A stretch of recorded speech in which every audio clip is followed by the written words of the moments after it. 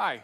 In this video, I would like to introduce you to our wall assemblies also so that I can show firsthand that this is a real residential house and emphasize that it is not a container or a mobile home.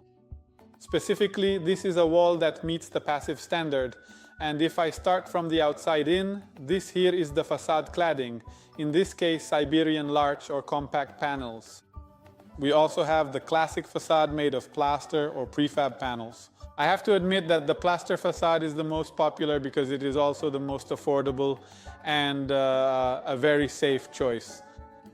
In this case, we also have an air channel because the facade is ventilated, which means that here inside we have a small opening where warm air escapes during hot summer days, ensuring that the house cools properly.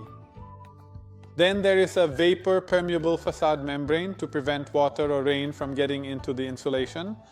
Here is a rigid wood fiber board, and then comes a wooden batten. This is 18 centimeters, and between the studs here, another 18 centimeters of thermal insulation is added.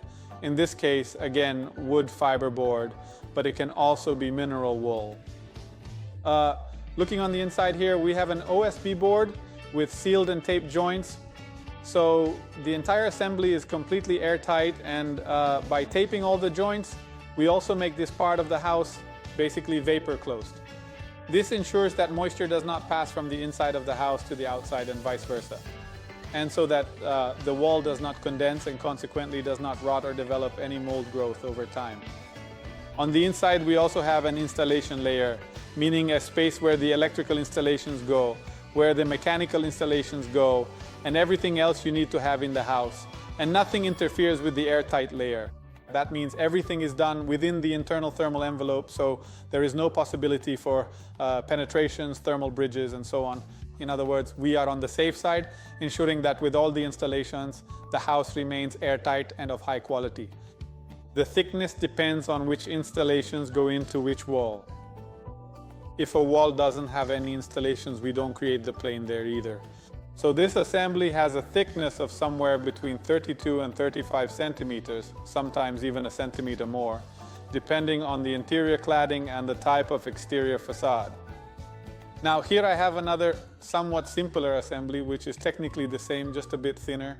So instead of 18 centimeters of the frame, here there are 14 centimeters, and instead of wood fiber insulation, there is mineral wool, which is a bit more affordable. And this is also the assembly that is most popular in Slovenia because it has a very good, what I call price performance. The thickness of this wall is about 25 centimeters and it falls under the low energy standard. We also have the same installation layer on the inside, still airtight, and on the outside, 4 centimeters, meaning wood fiber boards plus the final ventilated exterior facade. There you go, that's it, to make the choice easier.